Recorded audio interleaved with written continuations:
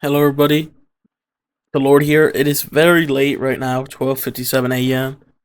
But I just had to make a video on this because it caught my interest. Please ignore this if you can see it, but it really caught my interest. And I was like, I gotta make a video about this right now. And it's very obvious what it is. It is the next Legends information for part 2 of the 7th anniversary. And they showed this video and also this post. Hashtag DBO Legends new character prediction campaign. Use hashtag 7 or Legends 7th anniversary and post predictions for the new characters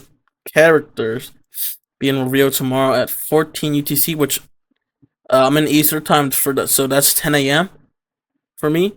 Hit 7,777 posts worldwide to get a 7th anniversary campaign item pack. Period into July 17th at 10 a.m. again. Now, you can kind of see from this little post why they're saying that, and I'll show the video right now. Dragon Ball Legends.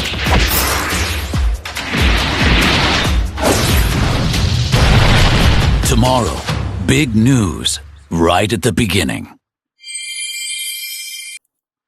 So what could this mean for the 7th or for part 2 of the 7th anniversary of Dragon Ball Legends? Now, this is very interesting. Legends. Right here. I don't know if it's gonna be like I mean, let me pause it. But why just show this?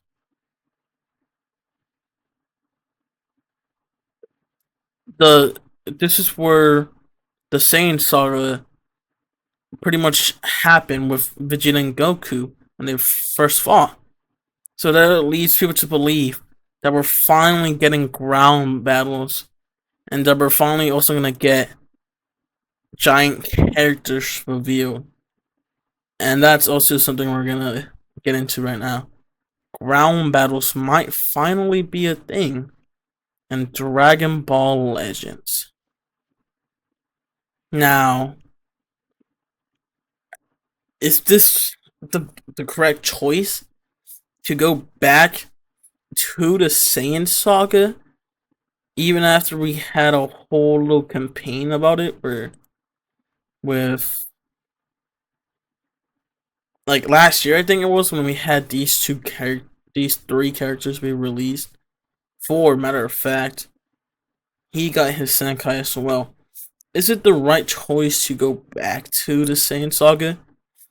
Because these 3 characters kind of fell flat on their back and didn't really have that much hype, especially this unit, as he released right about the time, like a month before the 6th anniversary happened.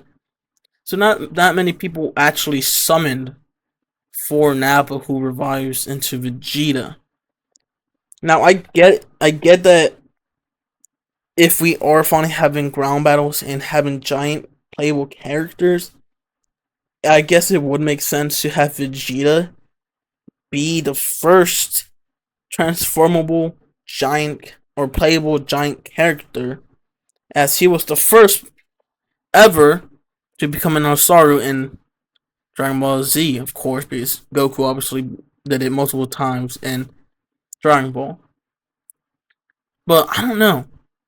I feel like it would have been we had a lot better characters like Orange Piccolo, Cell Max.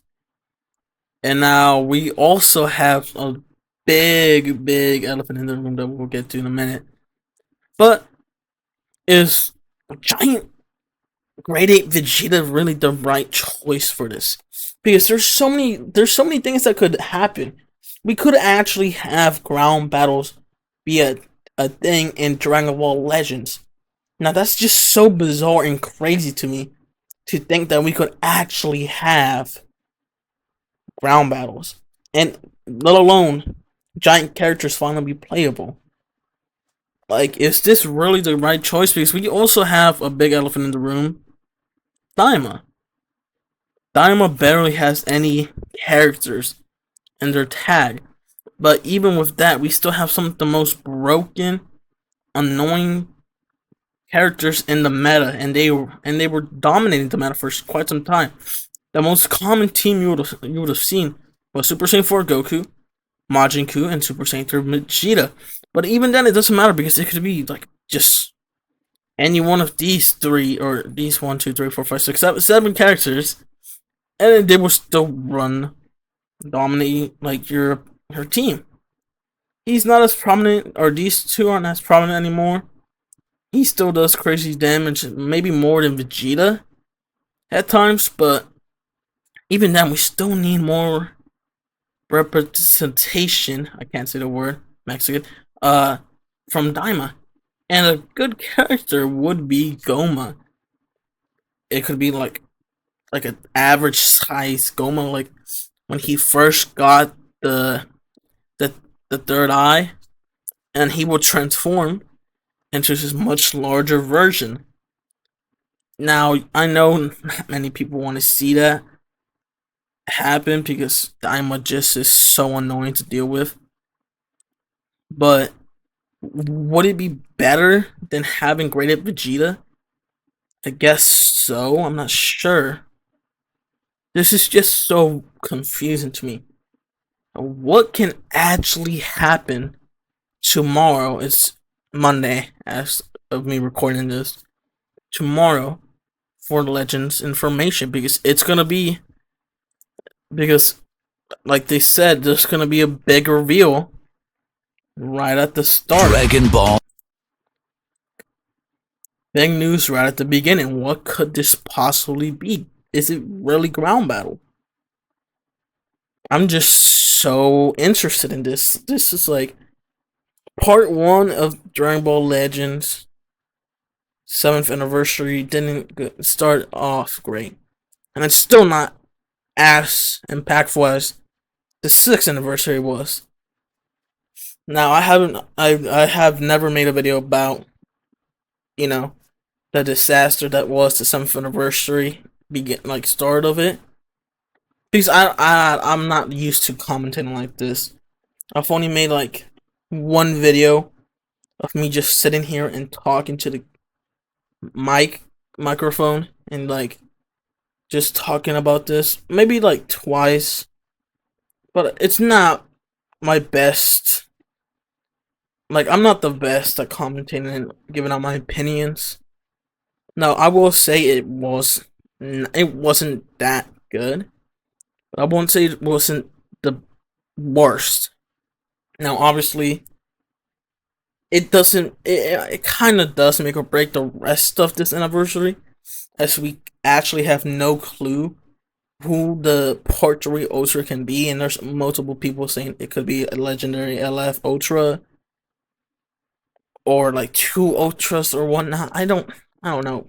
It just really has to be like Part 2 and Part 3 really have to carry this anniversary alongside Part 1, because Part 1 wasn't the best. I just hit my earbuds, but Part 2 cannot be a miss, because if it's a miss, that means the entire anniversary was a failure, and we do not want to see that happen, because the anniversaries and the Legends Fest are the best part about Dragon Ball Legends. Sure, there's like big hits here and there during the monthly LFs and stuff like that, but really, people really just want to see who's gonna be headlining Legends Fest and the anniversary. So people didn't really see Vegeta as an LF worthy character, and we thought Ultra Instinct Goku was gonna be the Ultra of this anniversary, but clearly we were wrong. So Part 2 really has to hit good. It has to be good. I was gonna say something, but then I forgot what I was gonna say. But it just has to hit good. It has to be good, because if not, we're waiting for nothing. This part has to top Part 1. Part 2 has to be better than Part 1. So I'm not sure what can really happen here, because at this point, Legends anniversaries or Legends 7th anniversary spinners unpredictable at this point. Now let's get in to the other elephant in the room that people want, including myself, you will see that I also wanted this to happen for part one. Now let me look for the tag. We can find him here. People really want another Super Gogeta because every iteration of him like never had their time to shine. This Super Gogeta and this Super Gogeta, I'm not sure how good they were released. I'm pretty sure he was horrible on release, and he had his moment. They both were decent when they got their Sankais. He was there for a while, but he was just a monthly LF that was released before part. What was it? Part. No, not what. What year was it? 2023 of the Legends Fest. I'm pretty sure. This he never had his time to shine, and he kind of did. He was the first Seminole Ultra for Legends Fest, the first Legends Fest 2022. I'm pretty sure, but he really hasn't had his time to shine as well. They all have been underpowered. They have power crap has just completely devastated these characters, and I feel like it's the perfect time to finally have a new Super Gogeta that can fuse with the Synchro Gauge, because we haven't seen the Synchro Gauge since the 6th anniversary. Why hasn't that mechanic come back? It's one of the best mechanics where you can fuse into a character. Why hasn't it come back? I don't know.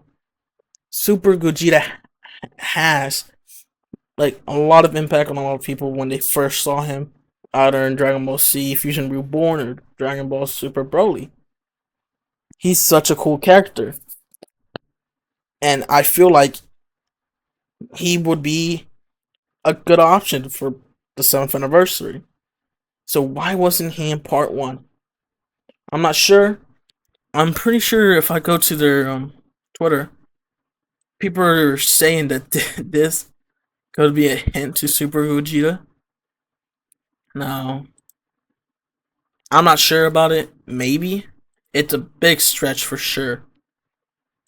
But I'm not sure what we could really have happen because they are using it a lot. But I really just hope Super Gogeta is here, because he's just never had his time to shine.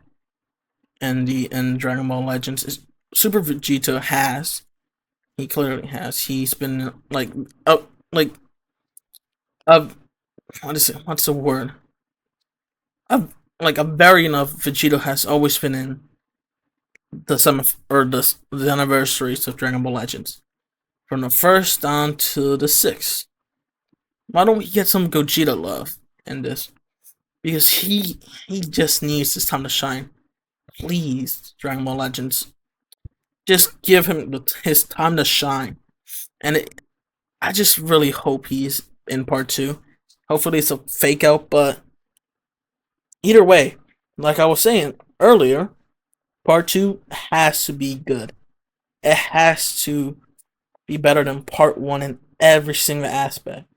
So hopefully Hani and Toshi can deliver on that end, where us, the players, the Dragon Ball Legends community, can be happy and grateful for it. Because right now, I've seen that many people are not happy about it.